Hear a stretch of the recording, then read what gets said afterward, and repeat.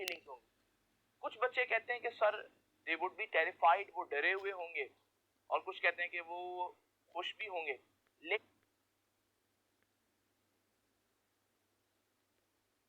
बिस्मिल्लाहिर्रहमानिर्रहीम, अस्सलाम वालेकुम स्टूडेंट्स, मैं हूं हसन, फिजिक्स टीचर। आज हम चैप्टर नंबर 1 फिजिक्स का स्टार्ट करेंगे।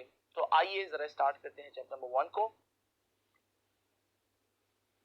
स्टूडेंट्स, मैं अक्सर पूछता हूं बच्चों से कि इंसान को जब पहली दफा इस दुनिया में आने का मौका मिला तो वो शुरू के इंसान जो कुछ भी नहीं जानते थे, जब वो अपने इर्द गिर्द यूनिवर्स को देखते थे, दुनिया को देखते थे, डिफरेंट ऑब्जेक्ट्स को देखते थे, वो किस तरह से काम कर रहे हैं, तो उनके क्या फीलिंग्स होंगी? कुछ बच्चे कहते हैं कि sir they would be terrified, वो डरे हुए होंगे, और कुछ कहते हैं कि वो खुश भी होंगे। लेकिन इंसान किसी चीज से डरता या खुश तब होता है जब वो उसका पास जानता हो।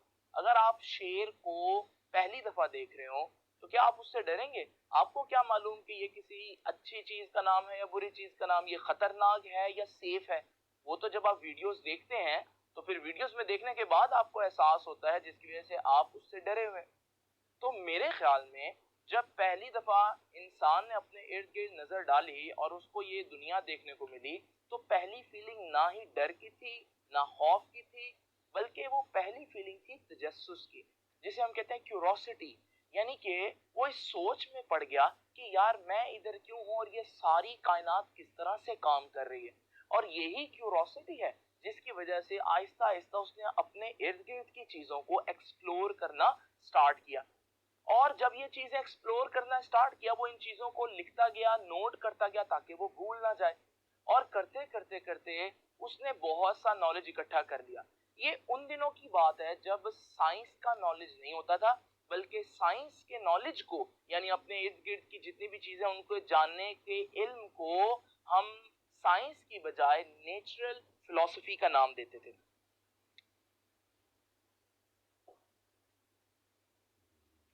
तो जो भी शख्स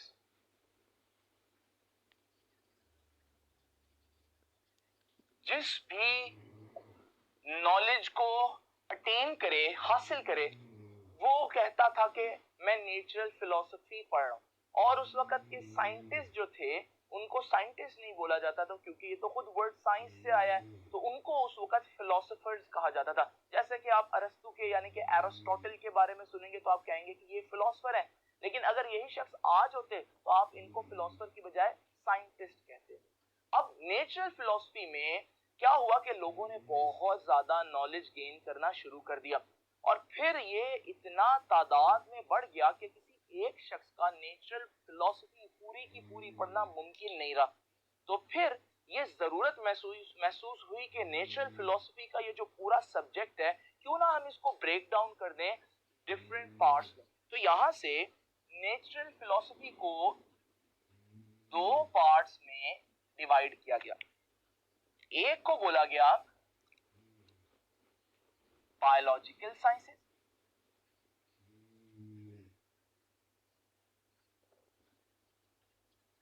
और दूसरे को बोला गया फिजिकल साइंसेस। अब ये नेचुरल फिलॉसफी के दो पार्ट्स बन गए। बायोलॉजिकल साइंस, जैसे नाम से जाहिर है कि बायोलॉजिकल साइंस में हम क्या पढ़ेंगे? It is the study of living organisms, जिंदा चीजों को। If you are studying plants, if you are studying animals, or you are studying like any living organism, algae, bacteria, anything, then you will say that I am studying biological science. इसी तरह से बहुत सी चीजें आपको अपने इर्द गिर्द ऐसी भी दिखेंगी जो लिविंग नहीं है। जैसे आप सूरज को पढ़ रहे हैं, लिविंग नहीं है, सितारों को पढ़ रहे हैं, वो लिविंग नहीं है, उन्हें हम बोलेंगे फिजिकल साइंस। तो फिर फिजिकल साइंस जो है वो बेसिकली क्या हुआ? Study of non living objects. अब फिर क्या हुआ? क्योंकि लोगों की क्यूरोसिटी बहुत ज्यादा थी, लोग बहुत ज्यादा जल्दी से यूनिवर्स को जानना चाहते थे, जिसके लिए वो बहुत ज्यादा स्ट्रगल कर रहे थे। तो आहिस्ता आहिस्ता ये नॉलेज फिर से बहुत ज्यादा बढ़ना शुरू हुआ, और ये इतना बढ़ गया कि ये फिजिकल साइंस जो थी इसको हमें फिर से डिवाइड करना पड़ गया, क्योंकि किसी एक शख्स का पूरी फिजिकल साइंस को पढ़ना मुमकिन नहीं रहा, और इसको हमने डिफरेंट सब्जेक्ट्स में डिवाइड किया। एग्जाम्पल के तौर पर हमने इसको फिजिक्स में डिवाइड किया, केमिस्ट्री में डिवाइड किया, जियोलॉजी, एस्ट्रोनॉमी, ये सारे वो सब्जेक्ट्स हैं जो फिजिकल साइंसेस से मजीद ब्रांचेस निकले। अब केमिस्ट्री में आप क्या पढ़ेंगे? डेफिनेटली केमिकल्स और केमिकल रिएक्शंस पढ़ेंगे। जियोलॉजी, जियो का मतलब होता है अर्थ, तो ये स्टडी ऑफ अर्थ है। आप अर्थ का इंटीरियर पढ़ रहे हैं, आप अर्थ की हिस्ट्री पढ़ रहे हैं कि अर्थ किस तरह से बनी, अर्थ का सेंटर अभी इतना गर्म क्यों है, क्या ये सूरज का पार्ट, ये सारी बातें आप जियोलॉजी में पढ़ेंगे। इसी तरह से एस्ट्रोनॉमी में आप पढ़ेंगे हेवनली बॉडीज, यानी कि स्टार्स के बारे में, प्लैनेट्स के बारे में, why stars are so at so high temperature, इनका टेम्परेचर इतना ज्यादा क्यों होता है, इसमें कौन से रिएक्शन है, फिशन है, फ्यूजन है, ये सारी बातें आप एस्ट्रोनॉमी पढ़ेंगे। मगर हमारे लिए इंपॉर्टेंट बात ये नहीं है, बल्कि हमारे लिए इंपॉर्टेंट है ये सब्जेक्ट, क्योंकि यही वो सब्जेक्ट है जो हम इस पूरे साल में गो थ्रू करेंगे कि फिजिक्स क्या है। जब भी किसी सब्जेक्ट की डेफिनेशन की बात आती है तो सब्जेक्ट को डिफाइन कई तरह से किया जा सकता है, लेकिन मैं डिफाइन करूंगा जिस तरह से आपकी बुक डिफाइन करती है। तो पहले मैं डेफिनेशन लिखता हूं और फिर मैं आपको उस डेफिनेशन का कॉन्सेप्ट या एक्सप्लेनेशन भी दूंगा, ताकि आपको प्रॉपर समझ में आए कि फिजिक्स किस चीज की स्टडी है। तो पहले तो मैं आपके सामने डेफिनेशन लिख देता हूं। व्हाट इज फिजिक्स, ये आपको फिजिक्स के पहले पेज पर ये डेफिनेशन मिलेगी। What is physics? Physics is the branch of science. पहली बात, अब ये ब्रांच ऑफ साइंस है तो ये किससे डील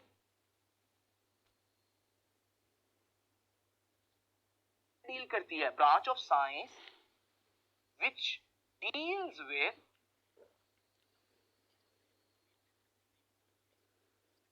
स्टडी ऑफ, अब ये इंपॉर्टेंट बात आ रही है, किसकी study? Matter, number 2 energy, number 3 there mutual relationship. अगर आप इस डेफिनेशन को अंडरस्टैंड करना चाहते हैं तो 3 बातों पर फोकस करें। ये 3 बहुत important words, number 1 what is matter, number 2 what is energy, and number 3 what is the relationship of matter and energy. ये डेफिनेशन आप लोगों को याद होगा, आप लोग 9th में भी पढ़कर आए हैं, लेकिन अब ये फर्स्ट ईयर है, यहाँ पर आप सिर्फ 2 नंबर की डेफिनेशन को रट्टा मारकर कामयाब नहीं हो सकते, आपको एक एक वर्ड का डीप मीनिंग पता होना चाहिए। तो आइए जरा इन तीनों वर्ड्स को, जिनको मैंने हाईलाइट किया, एक्सप्लोर करते हैं कि रियलिटी में ये क्या है। तो आइए सबसे पहले हम जो वर्ड मैटर है उसको एक्सप्लेन करते हैं कि ये मैटर क्या होता है। देखिए स्टूडेंट्स, मैटर की भी बहुत सी डेफिनेशन है, कुछ डिफिकल्ट है, कुछ इजी है। मैं आपके साथ सबसे सिंपल और इजी टू अंडरस्टैंड डेफिनेशन जो है वो शेयर करता हूँ। जब भी आपने चेक करना हो कोई चीज मैटर है या नहीं, उसकी 2 कंडीशंस है। अगर वो 2 कंडीशंस पूरी कर दे तो वो मैटर है, अगर ना करे तो हम उसे मैटर नहीं कहेंगे। वो 2 कंडीशंस क्या है? पहली कंडीशन है मैटर का मैस होना चाहिए, it must have mass. Number 2, it must have volume. कुछ जगह घेरे, उसका कुछ अपना वॉल्यूम हो। जिस चीज का अपना वॉल्यूम हो वो चीज आप उसे कहते हैं कि यार ये एक फिजिकल चीज है, वो आप फील करेंगे जैसे उसने अपना वॉल्यूम जब कवर किया होगा तो हम कहेंगे कि एक फिजिकल चीज है। तो मैं ये भी कह सकता हूँ कि जब आप कहते हैं ना कि उसका वॉल्यूम हो, तो बेसिकली आप कहना चाह रहे हैं कि वो एक फिजिकल चीज हो, या आपके इर्द गिर्द जितनी भी चीजें हैं जो आपको नजर आ रही हैं, जिनको आप फील कर सकते हैं, फिजिकल है। अब जरा देखिए, हमारे पास ये 2 चेक जिसने भी पूरे किए वो मैटर है। फॉर एग्जांपल मैं देखना चाहता हूँ कि this marker in my hand is matter और नॉट, क्या ये मैटर है या नहीं। तो मैं दोनों चेक अप्लाई करता हूँ। पहली चीज देखते हैं, क्या इसका मास है? यस, कुछ ना कुछ ग्राम्स में तो इसका मास होगा, तो मास तो हो गया इसका। नंबर 2, क्या इसने कुछ जगह घेरी हुई है? बिल्कुल इसने कुछ ना कुछ जगह घेरी हुई है, आप इसका वॉल्यूम भी निकाल सकते हैं। अब हमारे पास इसका मतलब ये जो सॉलिड है ये क्या हो गया?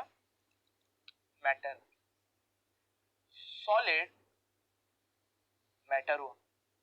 नंबर 2, अब जरा देखते हैं व्हाट अबाउट लिक्विड्स।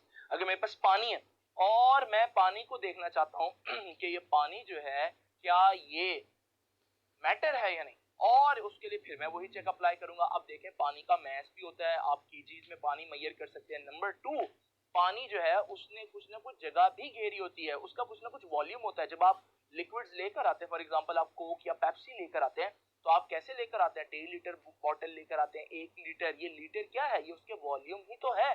तो इसका मतलब अगर हम लिक्विड्स पर भी अप्लाई करें ये बात, तो लिक्विड्स भी आपको पता चलेगा कि वो भी मैटर है। अब जरा देखिए, मैं बच्चों से पूछता हूं कि मुझे कोई ऐसी चीज बताएं जो मैटर ना हो, और बच्चे आंसर करते हैं कि सर अगर हम बात करें एयर की, तो ज्यादातर बच्चे समझते हैं एयर मैटर नहीं है। आइए जरा चेक करते हैं, एयर को क्लोजली चेक करते हैं। ये देखिए हमारे पास एयर है, सपोज करो मेरे हाथ में, मुझे तो उसका मास नहीं फील हो रहा और उसने कोई जगह भी नहीं घेरी। देखो मार्कर होता तो उसने कुछ जगह घेरी हुई थी और मैं उसको ऐसे दबाता तो मुझे पता चलता कि यार मार्कर है फिजिकली मेरे हाथ में। लेकिन जब मैं ऐसे करता हूँ तो एयर तो मुझे फील नहीं होती, तो मुझे लगता ऐसे ही है जैसे एयर का ना मैस है ना एयर का वॉल्यूम है। लेकिन इसको अंडरस्टैंड करते हैं जरा डीप थिंकिंग से। जरा देखिए हमारे पास अगर आपके सर पर एक चुंटी बैठी है और आपको फील नहीं हो रहा, इसका मतलब क्या वो बैठी ही नहीं है? आप कहेंगे नहीं सर बैठी है, लेकिन उसका मैस या उसका वेट इतना कम है कि आप फील नहीं कर पा रहे। बिल्कुल ऐसे ही मेरे हाथ में जो एयर है उसका भी मैस है, लेकिन वो इतना कम है कि मैं फील नहीं कर पा रहा। लेकिन अगर मेरे पास कोई बड़े ही जबरदस्त सेंसिटिव इंस्ट्रूमेंट हो और मैं वहां से इसको मेजर करूं तो इसका भी मैस आएगा। तो इसका मतलब मैस हुआ। नंबर 2, क्या इसका कुछ वॉल्यूम होता है? अगर आप एक सिलेंडर लेकर जाएं और आप उस सिलेंडर को गैस से भरवाएं, तो क्या आप जितनी मर्जी गैस भर लेंगे? आप कहेंगे नहीं सर उसको बंद करना पड़ेगा वरना सिलेंडर फट जाएगा। सिलेंडर क्यों फट जाएगा? क्योंकि अंदर गैस भर गई है। दूसरे अल्फाज में अंदर जो गैस है उसने सारा वॉल्यूम ऑक्यूपाई कर लिया। इसका मतलब गैस का वॉल्यूम भी होता है। तो फिर वो गैस या एयर जिसको आप समझते थे कि वो तो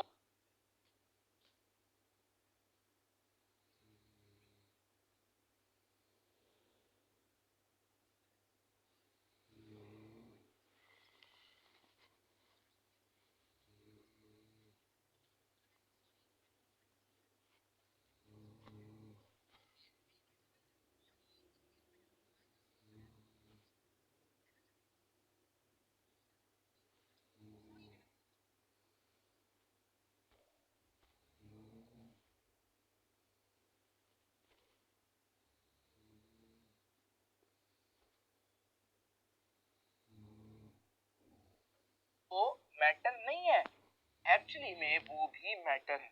अब जरा देखें तो सॉलिड भी मैटर हुआ, गैस भी मैटर हुई और लिक्विड भी मैटर हुआ। तो हम कहेंगे कि ये तीनों चीजें मैटर हैं, इन्हें बोलते हैं physical states of matter. Physical states of matter के मैटर आपको जब भी नजर आएगा अपने इर्द गिर्द, वो ये इन 3 फॉर्म में होगा। और आप अपने इर्द गिर्द देखें जरा इस वक्त कमरे में, तो आपको ज्यादातर चीजें मैटर ही दिखेंगी। अब दूसरी बात मैं आपसे पूछता हूं कि अगर हमारे पास ये हमारे इर्द गिर्द सारी चीजें मैटर हैं, तो मुझे कोई ऐसी चीज बताएं जो मैटर ना हो। अब आप सोचें कोई ऐसी चीज जो ना इस पर पूरा उतरे, ना उसका मैस हो, ना उसका वॉल्यूम हो, ऐसी कौन सी चीज हो सकती है? तो जरा इमेजिन करें आपके जिस्म से निकलने वाली हीट, या इनफैक्ट किसी भी गर्म चीज से जो हीट निकल रही होती है, उस हीट को सोचे, क्या उस हीट का मैस है? अब आप कहेंगे सर हीट तो एक नॉन फिजिकल चीज है, उसका मैस कैसे हो सकता है? तो फिर दूसरी बात मैं आपसे पूछता हूँ, क्या उसका वॉल्यूम है? क्या हीट या सनलाइट या साउंड जो मैं बोल रहा हूँ, क्या एक वक्त बोलता रहूं इतना साउंड हो जाएगा कि पूरा कमरा फट जाएगा? आप कहेंगे नहीं सर साउंड वॉल्यूम ऑक्यूपाई नहीं करता। तो हम कहेंगे कि फिर जो हीट है, लाइट है, साउंड है, ये वो चीजें हैं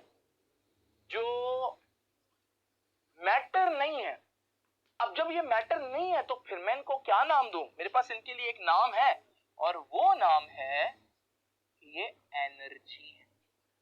तो याद रखिएगा, जब कोई चीज मैटर नहीं होती तो फिर वो क्या होती है? एनर्जी। अब आप सोचें, आपके इर्द गिर्द या मैटर है या एनर्जी है। अब ये दोनों बातें जो मैंने आप लोगों को अभी बताई थी कि फिजिक्स की डेफिनेशन में मैटर आ रहा है, एनर्जी आ रहा है और उनका रिलेशनशिप आ रहा है, तो ये तो दो चीजें एक्सप्लेन हो गई। अब देखते हैं रिलेशनशिप का क्या मतलब है। तो रिलेशनशिप में मैं आपको एग्जांपल देता हूं, एटॉमिक बॉम्ब की एग्जांपल देता हूं। देखिए एटॉमिक बॉम्ब क्या करता है?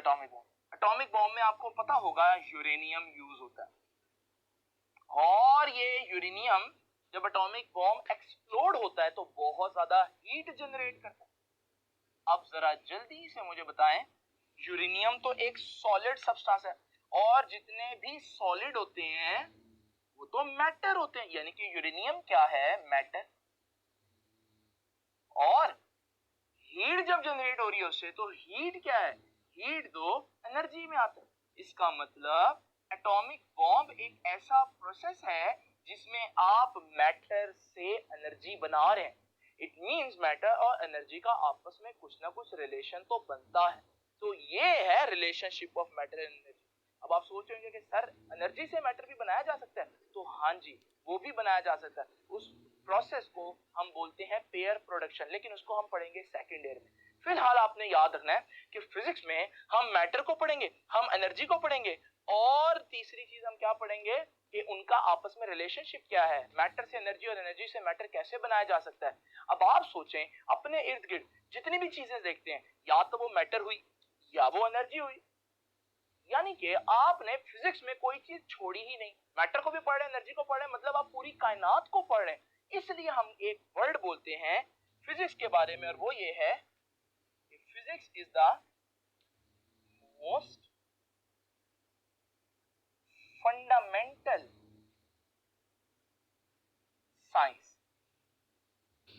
सबसे बेसिक। आप केमिस्ट्री भी पढ़ रहे हो तो केमिस्ट्री में आप केमिकल्स पढ़ रहे होंगे, केमिकल्स मैटर है, तो एक्चुअली आप पहले फिजिक्स पढ़ोगे तो केमिस्ट्री पढ़ सकोगे। इसका मतलब फिजिक्स बहुत फंडामेंटल है, हर एक को पढ़नी पड़ेगी। दूसरी चीज, it is an experimental science.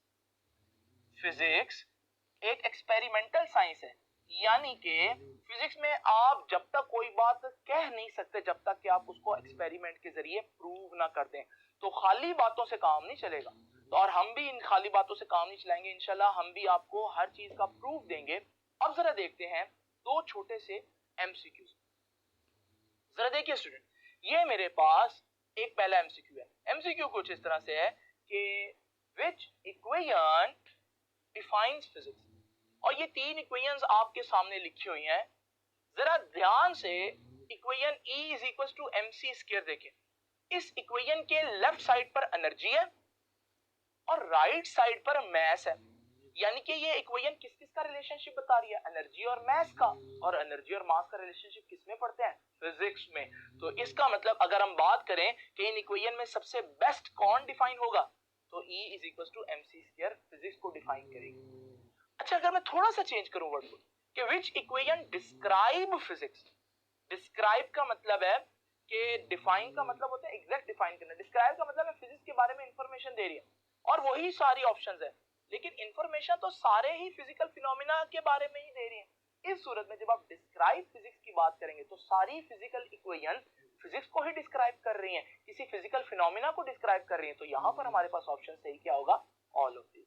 अब जरा देखते हैं, क्या हमें फिजिक्स को भी मजीद डिवाइड करना पड़ा था? क्योंकि हमारे पास नेचुरल फिलॉसफी थी, फिर हम लोगों ने नेचुरल फिलॉसफी को डिवाइड करके फिजिकल बायोलॉजिकल साइंसेस बनाई, फिर फिजिकल साइंसेस में फिजिक्स, केमिस्ट्री, जियोलॉजी और एस्ट्रोनॉमी वगैरह आ गई। अब क्या फिजिक्स को मजीद डिफाइन किया जा सकता है या मजीद फिजिक्स के पोर्शन बनाए जा सकते हैं? तो इसका आंसर है यस। फिजिक्स के दो किस्म की ब्रांचेस आप लोगों को नजर आएंगी। एक है फिजिक्स की प्योर ब्रांचेस, उनमें आ जाता है मैकेनिक्स, उसमें आ जाती है ऑप्टिक्स,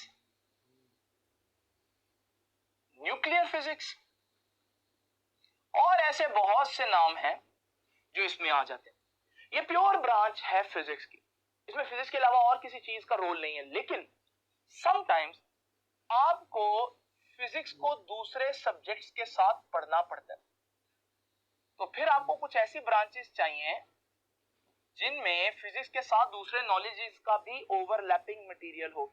फॉर एग्जांपल, अगर मैं पढ़ता हूं बायोफिजिक्स, अब बायोफिजिक्स जो है उसमें आप बायोलॉजी के साथ साथ फिजिक्स को इकट्ठा पढ़ेंगे, और ऐसे जरूरत कब आएगी, अगर मैं अपनी इस ज्वाइंट की मूवमेंट पढ़ रहा हूं। अब मैं लिविंग चीज तो पढ़ ही रहा हूं, और लिविंग चीज को किसमें पढ़ते हैं, लिविंग चीज को तो बायोलॉजी में पढ़ते हैं।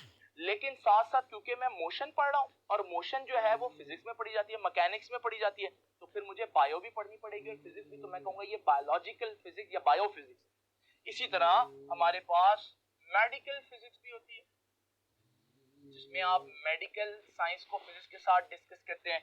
इसमें एस्ट्रोफिजिक्स है, अगर आप एस्ट्रोनॉमी और फिजिक्स को इकट्ठा डिस्कस करें, ये दोनों, मैंने सिर्फ चंद एग्जांपल लिखी हैं, आपको ये पूरे टेबल मिलेंगे आपके चैप्टर 1 के पेज नंबर 2 के ऊपर। तो ये आप लोगों ने अच्छी तरह से डिटेल में जरा देख लेने हैं। आइए मजीद आगे चलते हैं, जरा देखते हैं कि मजीद आप लोगों ने इस लेक्चर में क्या सीखा। तो आइए स्टूडेंट्स जरा देखते हैं कि एक बड़ा ही important short question, what are the main frontiers of physics. Physics के मेन फ्रंटियर्स क्या है। फ्रंटियर से मतलब है कि फिजिक्स को कितने लेवल्स पर, कितने स्केल्स पर पढ़ा जाता है। अगर आप देखें तो पहला फ्रंटियर, 3 याद रखिएगा, 3 फ्रंटियर्स है, 3 लेवल्स पर हम फिजिक्स को पढ़ते हैं। उसमें लेवल नंबर 1 है study of extremely large objects. हम फिजिक्स को बहुत बड़े ऑब्जेक्ट, बड़े लेवल पर भी पढ़ते हैं। उसमें क्या आ जाता है जी, किस किस चीज की स्टडी आ जाती है। उसमें आ जाती है study of universe, even universe को आप पढ़ रहे हैं, यूनिवर्स कैसे बनी, और यूनिवर्स बनने का जो प्रोसेस है, बिग बैंग। आपने सुना होगा कि यूनिवर्स एक बहुत बड़ा धमाका हुआ था, कितना अर्सा पहले, ये भी याद रखिएगा, 20 billion years, 20 billion years ago एक बहुत बड़ा धमाका होता जिसे बिग बैंग कहते हैं, जिसके नतीजे में कायनात जो है वो बनी।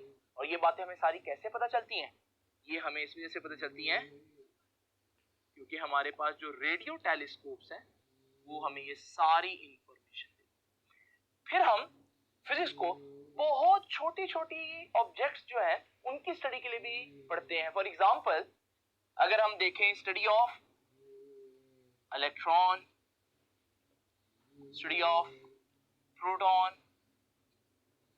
स्टडी ऑफ मीजॉन्स, ये सारे के सारे सब एटॉमिक पार्टिकल्स हैं। और तीसरे लेवल पर जो हम फिजिक्स पढ़ते हैं वो है study of middle size objects. उन चीजों को पढ़ना जो ना बहुत बड़े हैं ना बहुत छोटे हैं, और उनमें आप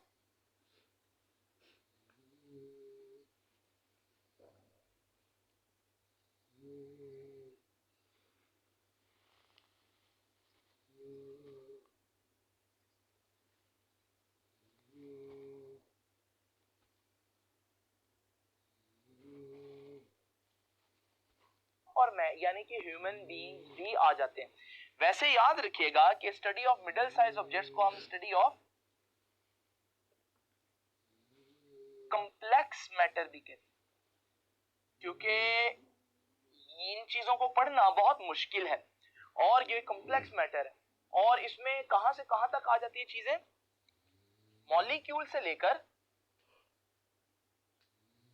मॉलिक्यूल के साइज से लेकर हमारे पास जमीन के साइज, जितनी भी चीजें ना वो फिजिक्स में बहुत बड़ी शुमार होती है ना वो बहुत छोटी में काउंट करते हैं उन्हें, तो उनको हम पढ़ेंगे किसमें, मिडिल साइज ऑब्जेक्ट्स में। और डेफिनेटली मॉलिक्यूल से अर्थ तक के साइज में ह्यूमन भी फिट होते हैं, तो ह्यूमन स्टडी जो है वो भी मिडिल साइज ऑब्जेक्ट्स में। अब देखते हैं आखिरी शॉर्ट क्वेश्चन आज का, तो जरा देखते हैं, ये हमारे पास है what we investigate in physics. Physics में हम किन चीजों की इन्वेस्टिगेशन करेंगे, किन चीजों को हम, किन चीजों के बारे में हम तजस्सुस रखते हैं, जिनके बारे में हम पता लगाना चाहते हैं कि यार ये क्या चीज है। उनमें सबसे पहले हमारे पास नंबर 1 है laws of motion. Laws of motion का मतलब है कि चीजें क्यों चलती हैं, क्यों रुक जाती हैं, कब स्पीड पकड़ती हैं, क्या लॉज है इसके पीछे। Number 2 structure of space time, structure of space time. अभी मैं इसको एक्सप्लेन नहीं कर सकता क्योंकि ये आपको समझ में नहीं आएगा कि वक्त इसे बोलते हैं ज़मानो मकान। तो इसका क्या मतलब है स्पेस टाइम की, हम चैप्टर नंबर 5 में डिस्कस करेंगे डिटेल से। बहरहाल नंबर 3 देखते हैं। नंबर 3 है हमारे पास इंटरेक्शन ऑफ मैटर। जब मैटर आपस में टकराते हैं तो क्या लॉज ओबे करते हैं, जैसे आपको पता है मोमेंटम कंजर्व रहता है, टकराने का दो किस्में हैं, इलास्टिक कोलिजन, इनइलास्टिक कोलिजन, ये सारी चीजें।